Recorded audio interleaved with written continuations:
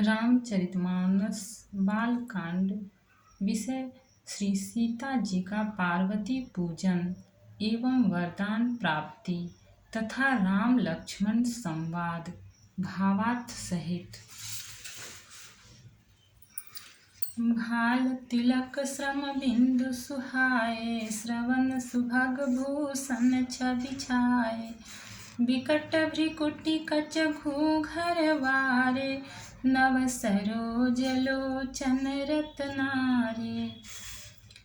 माथे पर तिलक और पसीने की बूंदें शोभायमान हैं। कानों में सुंदर भूषणों की छवि छाई है। टेढ़ी भौहें और घुंघराले बाल हैं। नए लाल कमल के समान रत्नारे लाल नेत्र हैं। चारु चिबुक नासिका कपोला, हास विलास लेत मन मोला। मुख छवि कही न जाई मोहि पाही, जो बिलो की बहु काम लजाही। ठोड़ी नाक और गाल बड़े सुंदर हैं और हंसी की शोभा मन को मोह लेती है।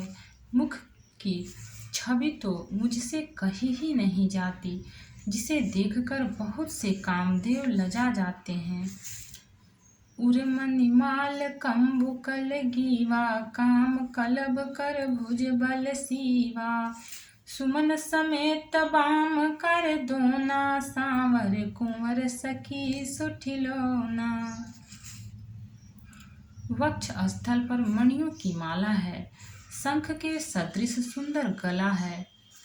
कामदेव के हाथी के बच्चे की सूंड के समान उतार चढ़ाव वाली एवं कोमल भुजाएं हैं, जो बल की सीमा है। जिसके बाएं हाथ में फूलों सहित दोना है। हे सखी, वह सांवला कुंवर तो बहुत ही सलोना है। दोहा। के हरि कटी पट पीत धर, सुषमा शील निधान।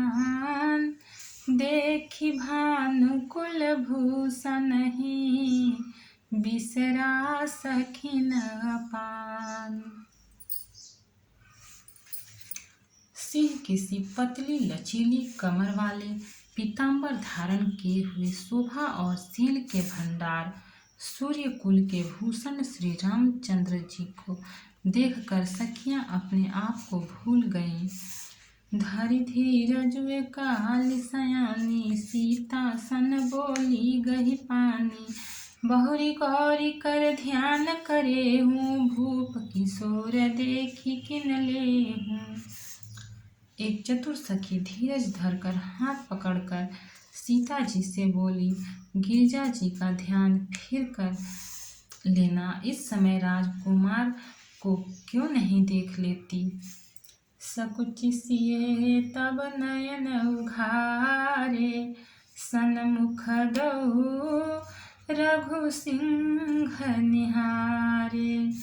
नख सिख देखी राम कै शोभा, सुमिरि पिता पनु मनु अति क्षोभा। तब सीता जी ने सकुचाकर नेत्र खोले और रघुकुल के दोनों सिंहों को अपने सामने खड़े देखा। नख से शिखा तक श्री राम जी की शोभा देखकर और फिर पिता का प्रण याद करके उनका मन बहुत क्षुब्ध हो गया। परबस सखिन लखी जब सीता, भयो गहरु सब कहीं सभीता। पुनियाउ बहि भोरिया काली, अस कही मन बिहसी काली। जब सखियों ने सीता जी को परवश प्रेम के वश देखा, तब सब भयभीत होकर कहने लगीं, बड़ी देर हो गई, अब चलना चाहिए, कल इसी समय फिर आएंगी। ऐसा कहकर एक सखी मन में हंसी। गूढ़ गिरा सुन सिय सकुचानी, भयो विलम्बु मातु भय मानी। धरि बड़ी धीर राम उर आने, फिरिय न पाऊ अपन पऊ पितु बस जाने। सखी की यह रहस्य भरी वाणी सुनकर सीता जी सकुचा गईं। देर हो गई जान उन्हें माता का भय लगा। बहुत धीरज धरकर वे श्री रामचंद्र जी को हृदय में ले आई और उनका ध्यान करती हुई अपने को पिता के अधीन जानकर लौट चली। दोहा। देखन मिस मृग बिहग तरु फिरई बहोरी बहोरी, निरखी निरखी रघुबीर छवि, बाढ़ई प्रीति न थोरी। मृग, पक्षी और वनों को देखने के बहाने सीता जी बार बार घूम जाती हैं और श्री राम जी की छवि देख देख कर उनका प्रेम कम नहीं बढ़ रहा है, अर्थात बहुत ही बढ़ता जाता है। जानी कठिन शिव चाप बिसुरती, चली राखी उर श्यामल मूरति। प्रभु जब जात जानकी जाने, सुख स्नेह शोभा गुण खानी। शिव जी के धनुष को कठोर जानकर वे विसूरती मन में विलाप करती हुई हृदय में श्री राम जी की सांवली मूर्ति को रखकर चली। शिव जी के धनुष की कठोरता का स्मरण आने से उन्हें चिंता होती थी कि ये सुकुमार रघुनाथ जी उसे कैसे तोड़ेंगे। पिता के प्रण की स्मृति से उनके हृदय में क्षोभ था ही, इसलिए मन में विलाप करने लगी। प्रेमवश ऐश्वर्य की विस्मृति हो जाने से ही ऐसा हुआ। फिर भगवान के बल का स्मरण आते ही वे हर्षित हो गईं और सांवली छवि को हृदय में धारण करके चलीं। प्रभु श्री राम जी ने जब सुख स्नेह शोभा और गुणों की खान श्री जानकी जी को जाती हुई जाना,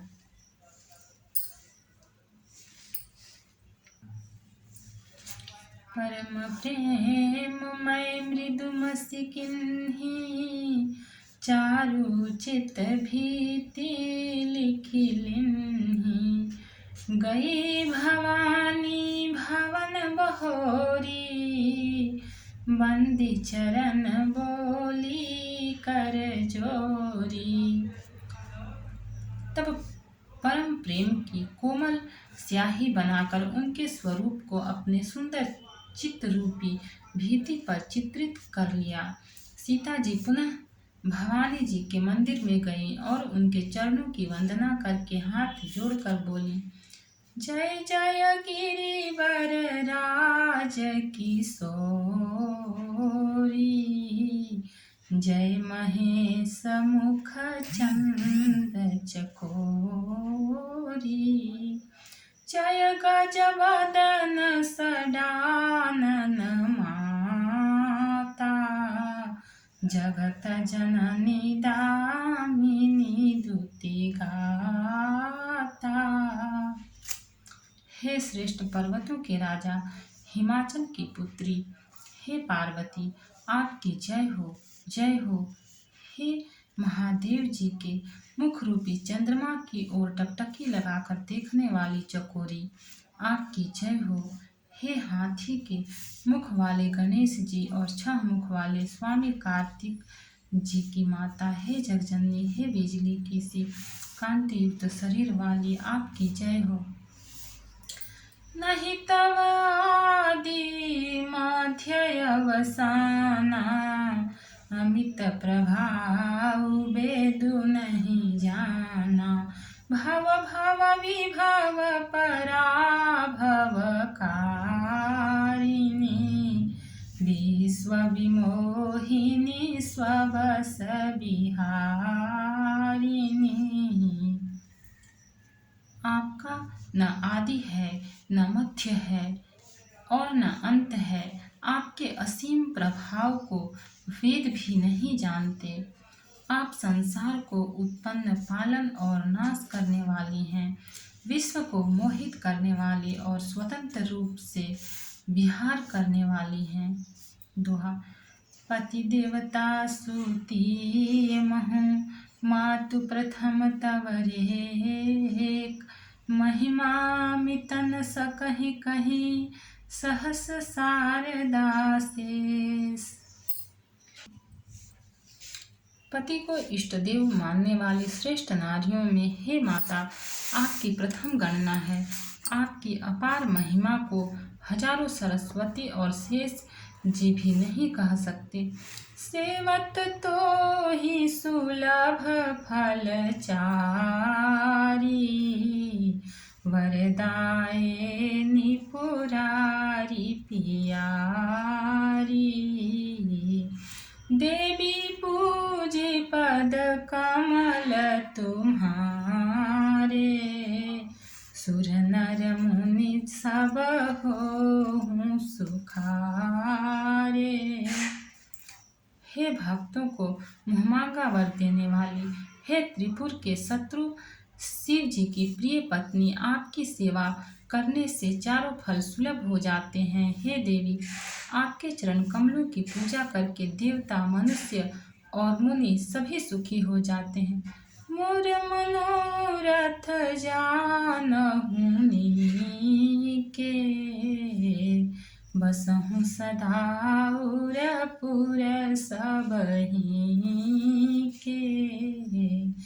किन्हेउ प्रगटन कारण तेहि, अस कहि चरण गहे वैदेही।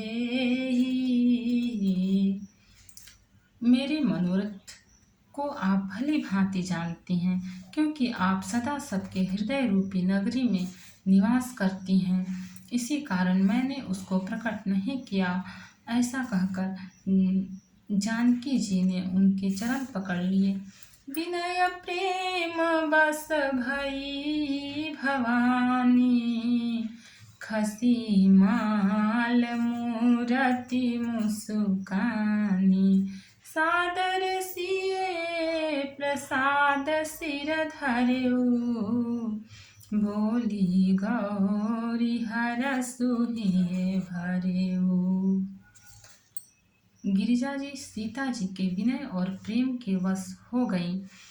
उनके गले की माला खिसक पड़ी और मूर्ति मुस्कुराए। सीता जी ने आदर पूर्वक उस प्रसाद माला को सिर पर धारण किया। गौरी जी का हृदय हर्ष से भर गया और वे बोली, सुनु सिय सत्य शीस हमारी, पूजिहि मन कामना तुम्हारी। नारद वचन सदा सुचि साचा, सोबरु मिलिहि जाहि मनुराचा। हे सीता, हमारी सच्ची आशीष सुनो, तुम्हारी मनोकामना पूरी होगी। नारद जी का वचन सदा पवित्र, संशय, भ्रम आदि दोषों से रहित और सत्य है। जिसमें तुम्हारा मन अनुरक्त हो गया है, वही वर तुमको मिलेगा। छंद।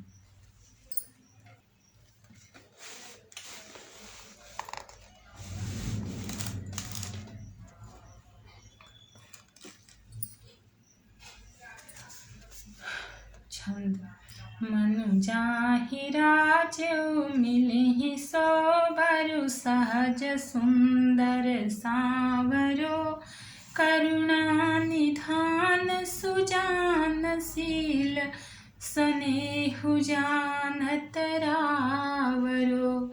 एहि भांति गौरी असीस सुनि सिय सहित हिया, हरसियली तुलसी भवानी ही पूजी पुनि पुनि, मुदित मन मंदिर चली। जिसमें तुम्हारा मन अनुरक्त हो गया है, वही स्वभाव से ही सुंदर सांवला वर श्री राम जी तुमको मिलेगा। वह दया का खजाना और सुजान सर्वज्ञ है, तुम्हारे शील और स्नेह को जानता है। इस प्रकार श्री गौरी जी का आशीर्वाद सुनकर जनक जी समेत सब सखियां हृदय में हर्षित हुईं। तुलसीदास जी कहते हैं, भवानी जी को बार बार पूजकर सीता जी प्रसन्न मन से राजमहल को लौट चली। जान गौरी अनुकूल, सियहि हर सुन जाई कहीं, मंजुल मंगल मूल, बामंग फरकन लगे। गौरी जी को अनुकूल जानकर सीता जी के हृदय को जो हर्ष हुआ वह कहा नहीं जा सकता। सुंदर मंगलों के मूल उनके बाएं अंग फड़कने लगे। हृदय सराहत सिलोनाई, गुर समीप गवने दो भाई, राम कहा सब कौशिक पाही, सरल स्वभाव छुअत छल नाही। हृदय में सीता जी के सौंदर्य की सराहना करते हुए दोनों भाई गुरु जी के पास गए। श्री रामचंद्र जी ने विश्वामित्र जी से सब कुछ कह दिया, क्योंकि उनका सरल स्वभाव है, छल तो उसे छूता भी नहीं है।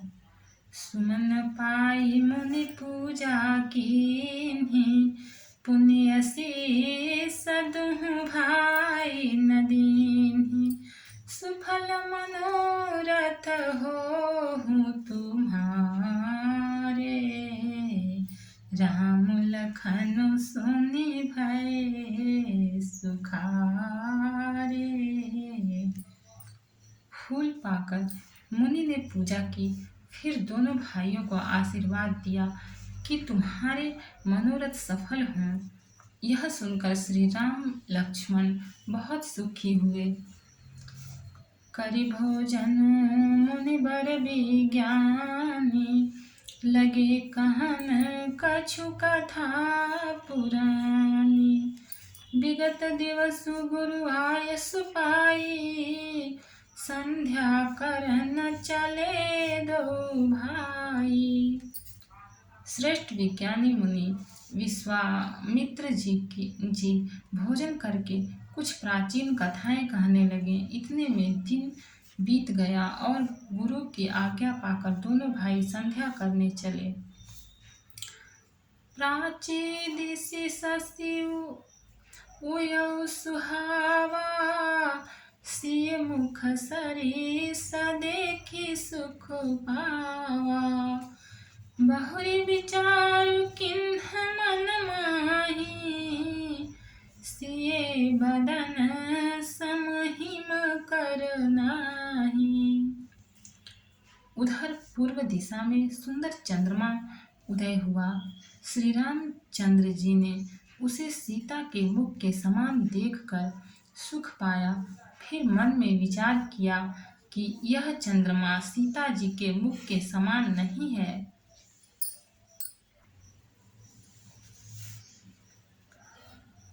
दोहा जन्म सिंधु पुनि बंधु बिसु, दीन मलिन सकलंक, सिय मुख समता पावकिनी, चंदु बापुरो रंक।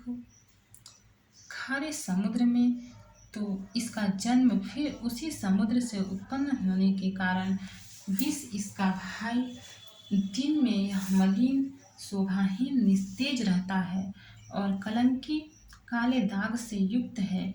बेचारा गरीब चंद्रमा सीता जी के मुख की बराबरी कैसे पा सकता है।